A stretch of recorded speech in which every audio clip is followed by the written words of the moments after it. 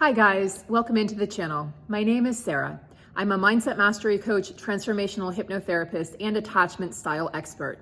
And in today's video, I want to talk about what to do when your dismissive avoidant or fearful avoidant, aka disorganized ex-partner, reaches out. What to do when you see that text come through, because I have so many clients right now asking this very same question in their sessions. So I wanted to post this in a video and you won't want to miss it. So stay tuned until the end, because I'm going to tell you exactly what they're thinking, what they're feeling, why they're really reaching out, and the best way to handle this to keep yourself in your power. So important during this process. Okay. So we're going to just dive right in. And again, stay tuned to the end because this is a really important topic. You can easily lose your confidence, lose your power, and find yourself back at square one. And we don't want to do that. All right, so I'm going to paint a picture for you guys. So imagine this. You open your inbox, right? Or you open your phone and you see a message come through and you see their name pop up. And maybe you panic or you have instant anxiety or you feel, you feel those like quivers in your belly. But you have a response. You have this emotional, psychological, visceral response to this person's name popping up. Maybe it's been days, weeks, hours, months, I don't know. Maybe it's been years, and suddenly they're reaching out to you again. So there it is, the message from the one person that maybe you thought you'd never hear from again, or the person you thought had shut you out forever. Your avoidant ex. Your heart races. What do you do now? What do they want? And why now? Why are they reaching out now? So I want to remind you that this isn't just a random text. It's a carefully timed, carefully curated message on behalf of your avoidant partner. And if you don't understand the hidden psychology behind it, you could easily get trapped in the same vicious, endless, painful cycle that you've been in with this person likely for years. And you'll fall right back into those old familiar cycles and patterns. So as someone who studies attachment theory and attachment science, and also somebody who has a dismissive avoidant ex-husband, I can tell you that avoidants just don't reach out for no reason. There is always a science behind it. There's a formula, there is a reason. And if you really look deeper, you can decipher what's going on. And I'm going to teach you exactly how to do that.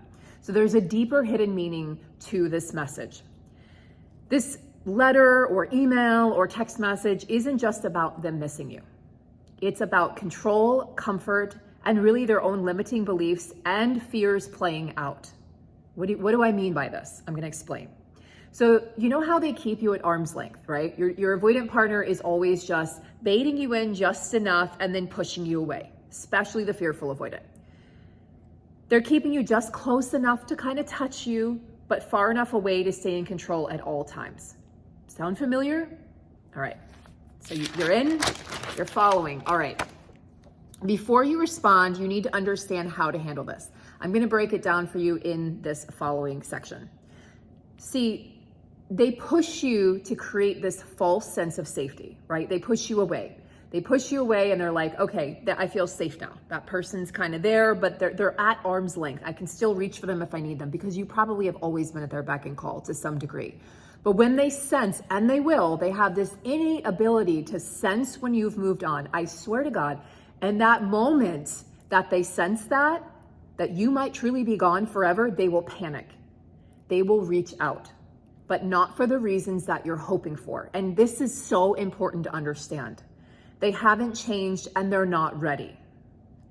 They fear losing you forever. They fear losing you forever and knowing that you're always going to be there for them. Most people will make this one mistake. I've seen it happen. I've heard it from clients. They see the message and they instantly get excited. And then that hope, they're like, oh my God, they want me back. We can get back together. And they start painting the picture, planning the wedding. And suddenly they're in that rabbit hole and they're in that mindset, and their attachment wounds are pinged, right? And what this does is it takes the focus away from your healing. It's almost like the avoidant is disrupting your healing process at this point. So you should almost be angry. How dare you do this? I've been doing so well and suddenly there you are. So think of it that way, perspective shift. So you think, maybe they miss me. Maybe they finally see my worth. Maybe they are ready finally to start a family or get back together, or maybe they're done with that person that they were cheating on me with. Maybe it will be different this time, but it's never different, is it? You know this cycle, and then you know how it ends because you've been down this road before. So here's the truth that most people will not tell you. This text or this email or this letter wasn't an invitation to reconnect. It was a test. I don't know if you're spiritual, maybe you believe it's from God, your higher power, the divine, your higher self, your partner's higher self. I don't know, it doesn't matter. But it is a test, and you can pass this test if you do this. So imagine that you see that text, and instead of responding right away, oh my God, I missed you too, when can we get together? Oh, I've been so lonely, etc., etc., etc.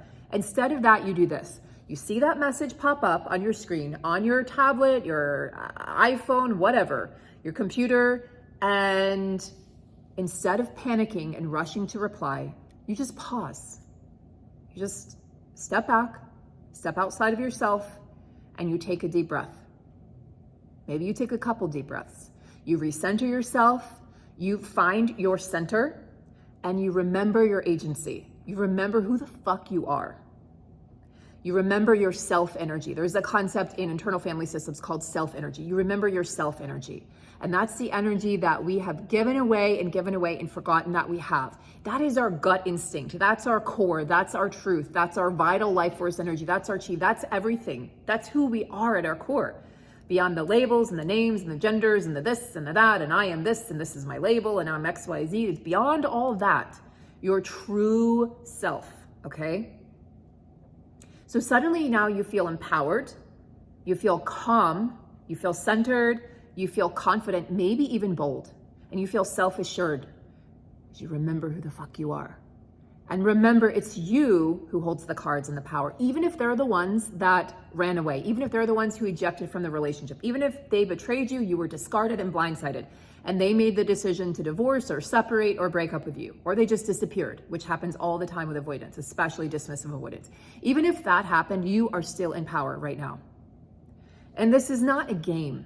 I just want to reinforce that. It may be a game to the avoidant to some degree. This is not a game for you. This is a way to take your power back in your sense of agency so you can actually move forward with your life and have peace. So what if you choose not to respond this time? Maybe you leave them on red. But again, you're not playing a game. Intention is so important here. Your intention has to be pure. This is not about punishing. This is not about playing a game. This is simply about taking your power back. You do not owe them anything. In particular, if they discarded you, betrayed you, cheated on you, if they lied to you, if they were not honest with you, if they broke up a family because of no reason in particular, or whatever the case is, you do not owe them. We don't owe people anything. They don't owe us anything. That is a fallacy. What if you left them wondering, but for the reasons of just, I'm taking my power back? This is a pivotal moment for you in your healing. It is so pivotal. The second you stop playing their game, the second you stop chasing, you break the cycle and you take your power back, and suddenly everything shifts in your favor. You will feel this. I've had clients say, I felt that internally when I refused to respond. In particular, especially if they're not saying anything that indicates that they've taken action to change, you owe them nothing. You are not obligated to do anything. Look, I recognize this is not easy. You guys know, if you've been watching my channel, I've been there, okay? I'm divorcing a dismissive avoidant. I have been there. I understand what this is like. I understand the pain and the emotions behind it and the emotional charge and the attachment wounds. I get it. I have them too.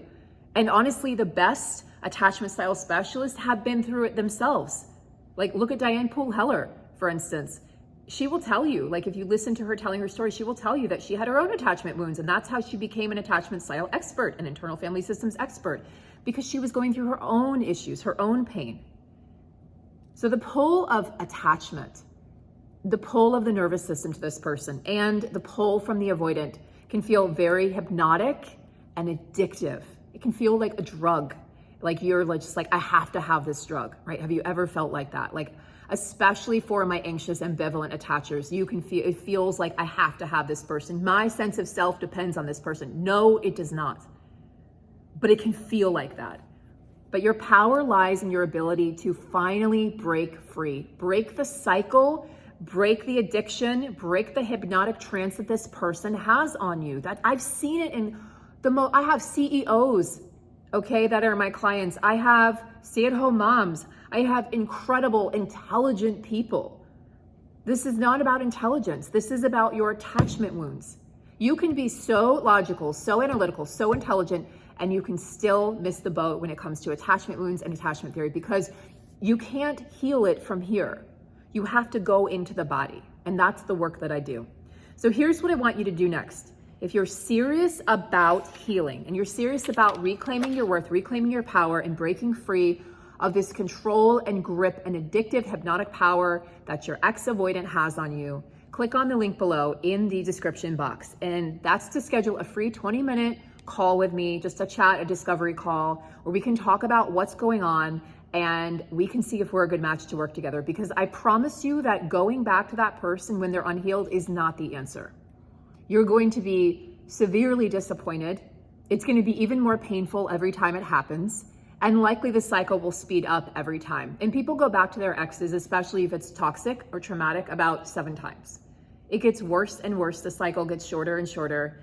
Again, their attachment wounds will get pinged quicker and quicker, right? Because you're going to be more empowered every time. And every time you're more empowered, you're demanding more from them. They feel like you're attacking them, and they go into that, defective core wound, and then suddenly it's over. You deserve more. You are so worthy.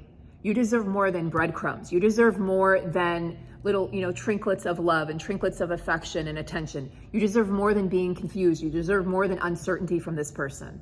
This person, watch my videos from yesterday. This person is so confused about who they are, what they want.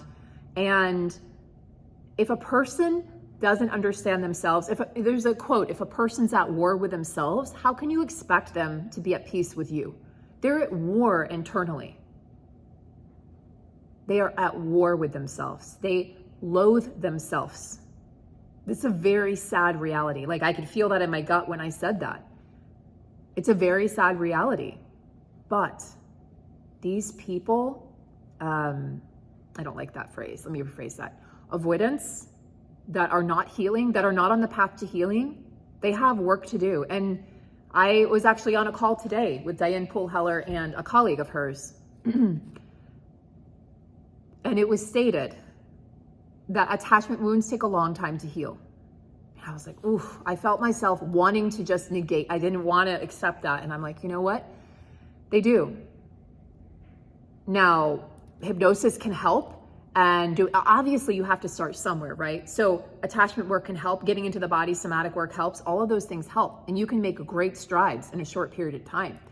But to really, truly heal those core wounds, you have to be willing to put in the work. That's why I work with clients for a minimum of 4 sessions, a minimum, because that's the amount of time that I found, and my colleagues have found, that it takes to truly start to transform a person's mindset, to really break those subconscious patterns, which is so crucial in this process of healing. You will repeat the cycle if you do not heal your attachment wounds. It's inevitable. Look back to your history and your relationship patterns. You will repeat what you do not heal. You deserve that real, secure love. And it starts the moment you make that decision to stop selling yourself short, to stop minimizing yourself, to stop shrinking yourself, to stop feeling like you don't belong in every room that you show up in, because you fucking do. You belong in every room that you show up in.